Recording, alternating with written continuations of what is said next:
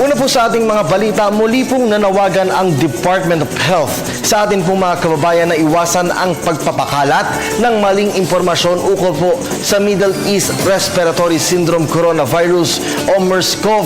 Samantala, pinalakas naman ng Department of Health ang mga hakbang nito laban po sa posibleng pagpasok sa bansa ng nasabing sakit. Ang detalye alamin natin mula sa aming kasamang si Joseph Parafina, pag-uulat via phone patch.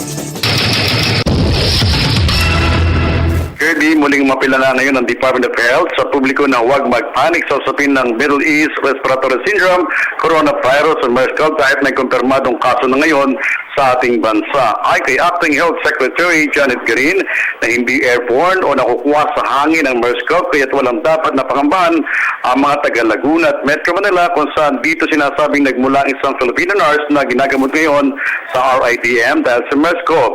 Natuwa din ang mga tauhan ng Department of Health, partikular ang mga official dito dahil sa resulta ng 11 sinuri sa MERS-CoV sa ITM ay nagnegatibo naman ang 10 dito. Maliban sa isa at ang nurse na masusing minomotor nga ngayon ng mga tauhan ng RITM.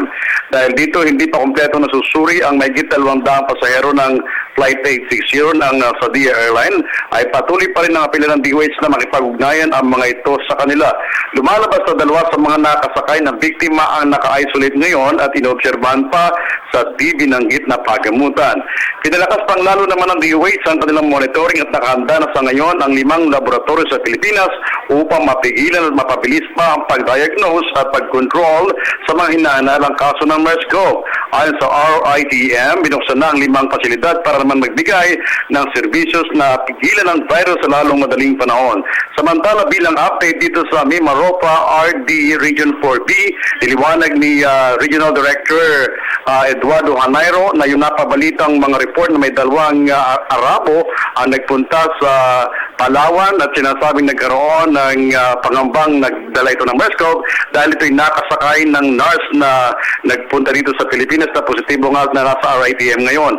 Subalit lumalabas sa kanilang paghahanap at pagsusuri na hindi pa kumpirmado na sa Palawan talaga ito nagpunta at walang ni isang kaso ng anuman na naobserban doon. Kaya pinapanawagan ni Director Hanero na huwag mangamba ang publiko dahil kontrolado naman ang MERS-CoV sa bansa.